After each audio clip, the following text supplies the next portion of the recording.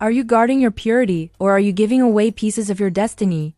1 Thessalonians 4:3-5 gives one of the clearest expressions of God's will for our lives. It is God's will that you be sanctified, that you avoid sexual immorality, that each of you learn to control your body in holiness and honor. Understand this.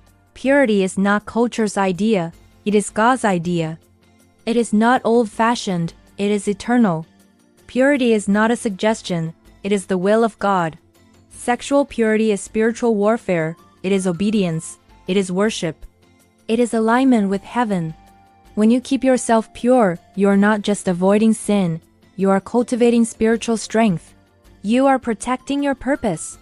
You are honoring the God who dwells inside you. 1 Corinthians 6:19-20 declares, "Do you not know that your body is the temple of the Holy Spirit? You are not your own. You were bought at a price." That means purity is not just about saying no, it is about saying yes to God's presence, God's power, and God's destiny for your life. Sexual immorality is not just a physical act. It is a spiritual breach. It opens doors to shame, guilt, confusion, spiritual heaviness, and emotional bondage. But purity opens doors to clarity, joy, confidence, boldness, and God's favor. Hebrews 12:14 says, "Without holiness, no one will see the Lord." That is not punishment. That is protection. God knows impurity blinds sight, kills sensitivity, and weakens spiritual authority. Purity is a gem. Purity is a crown. Purity sets you apart. Psalm 24:3-4 says, "Who may ascend the hill of the Lord? Only he who has clean hands and a pure heart." Holiness positions you for divine encounters, divine promotion, and divine assignments. Sexual purity is also tied to purpose.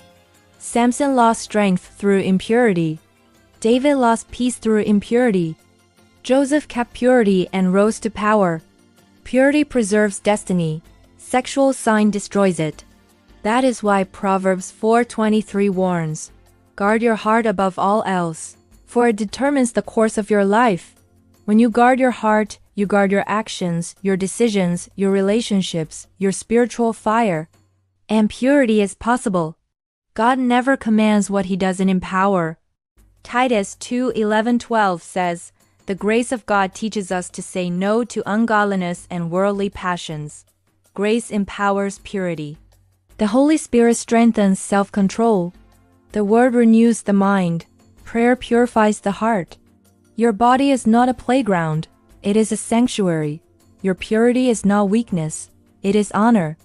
Your holiness is not outdated. It is divine identity.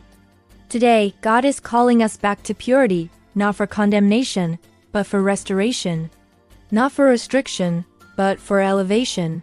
Not for shame, but for revival. Comment below, "Lord, make me pure within." Like, share, and subscribe so this message reaches someone who needs freedom and strength.